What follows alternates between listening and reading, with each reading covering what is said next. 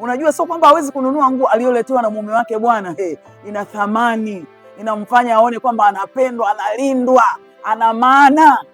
Jina la Bwana libarikiwe. Kwa hiyo mume, mpende mkeo. Nataka kuongea maneno ya kukutia moyo. Kuna wanaume wengi wamechoka, wameacha, hawana muda na wake zao. Nataka nikwambie, ndoa zifanani hivyo hivyo alivyo. Usimwite mcharuko, mtie moyo. Mcharuko utaisha. Mpende, msaidie. Na wewe mke, ndoa hazifanani, lakini wewe una uwezo wa kumtii mume wako. Kumtii lazima mtii. Hakikisha unafanya vile ambavyo yeye anapenda. Hakikisha kwamba unajua kumtii mume ni pamoja na kumfanya kuwa wa kwanza. Mtambulishe, mweke mbele. Inasikitisha zaidi mume wako unapomwona kwamba naye, yani usimdharau. Muhifadhi, mtunze, mtie moyo pamoja na mapungufu aliyenayo. Mungu amekuweka wewe ndio uyadhibiti yale mapungufu.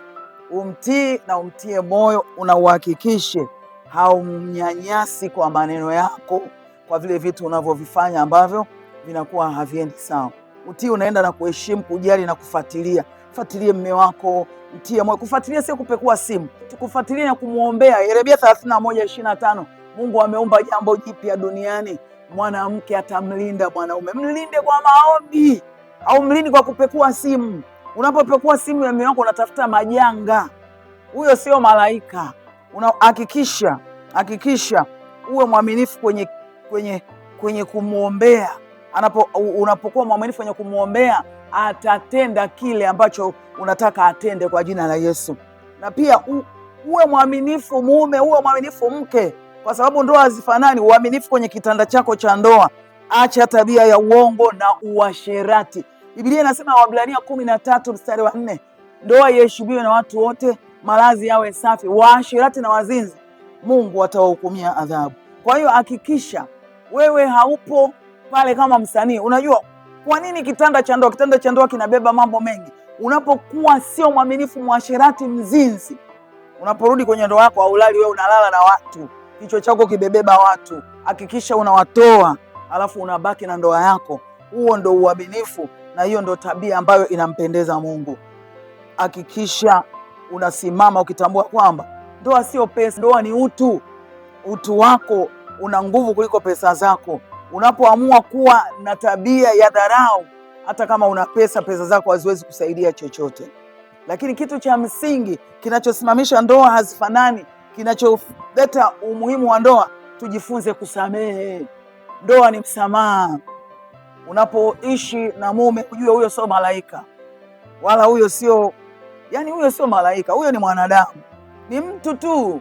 Msamehe, msamaha. Na hili neno la msamaha ni kwa wote. Mke jifunze kusamehe, mume jifunze kusamehe, kwa sababu unapogundua mapungufu alionayo mume wako, hicho ndio kitu cha kukibeba, na ndoa hazifanani. Mwingine ukimshirikisha tatizo na ulibeba wewe, anakwambia mimi siwezi. Ndio uwezi, una hiyo neema. Hiyo neema nimepewa mimi kumbeba huyu. Kwa maana hiyo beba, kwa sababu Mungu amekupa nguvu ya kubeba. Hakikisha unamtia moyo, hakikisha unamhurumia, hakikisha unamstiri. Mstiri aibu yake, mwenendo wake, tabia zake, mstiri. Usiseme kila mahali.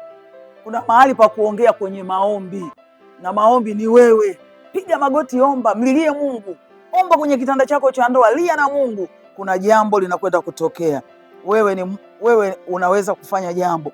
Hakikisha wewe unaachilia msamaha ili kulinda moyo wako, kuilinda ndoa yako. Tunza utu wako wa ndani, kwa sababu utu wako wa ndani ndio ndoa.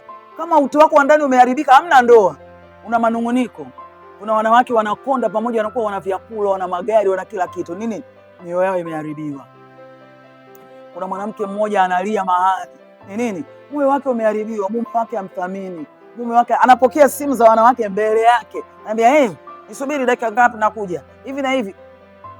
Hiyo sio nzuri. Hilo inaonyesha dharau na kumdhalilisha. Lakini unapoamua kuficha, unapoamua kuwa mwaminifu, unapoamua kumstai, Mungu atafanya kitu kwenye hiyo nyumba. Endelea kuwa mwaminifu, endelea kuwa linda moyo.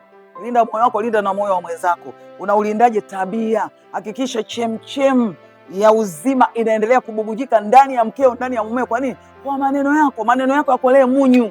Maneno yako yawe ya kujenga. Maneno yako yawe ya kutia moyo.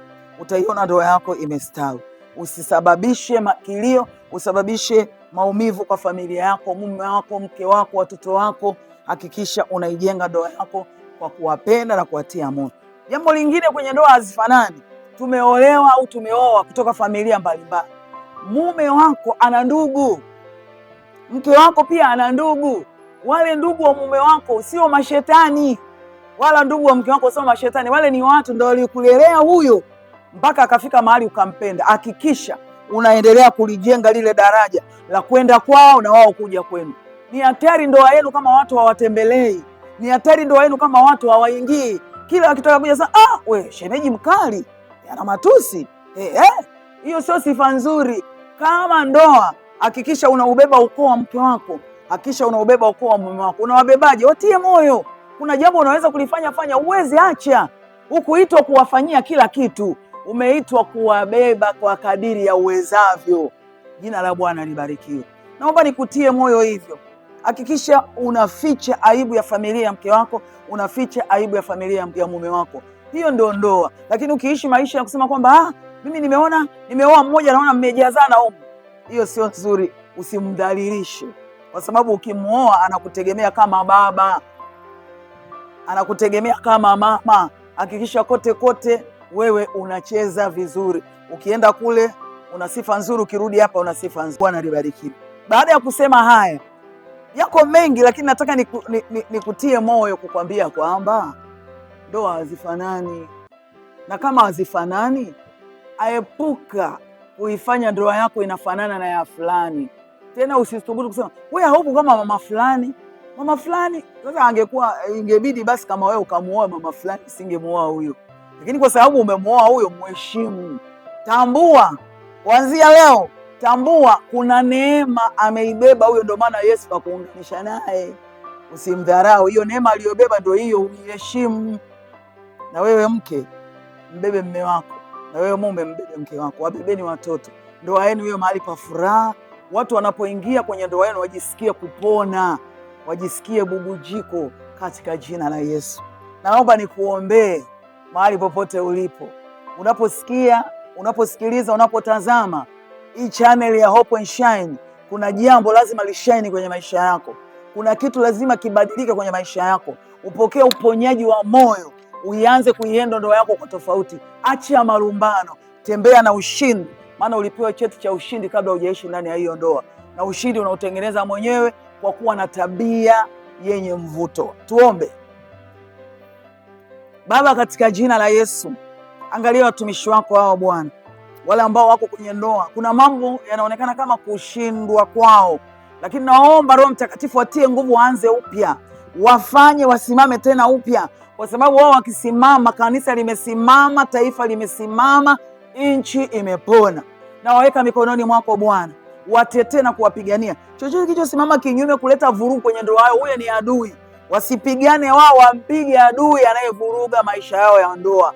Katika jina la Yesu, wawezeshe wawe na upendo wao kwa wao, na kupenda familia zao na watoto wao, wawakumbatie katika jina la Yesu. Na waweka mikononi mwako, wape mwanzo mpya, kibali chako kiwe juu yao katika jina la Yesu. Na wakabidhi mikononi mwako, nikiamini kuna jambo jipya linakwenda kutokea katika jina la Yesu. Wacha wakang'are, wacha wakashine katika kila eneo kwa jina la Yesu. Ninaweka mikononi mwako nikiomba na kushukuru.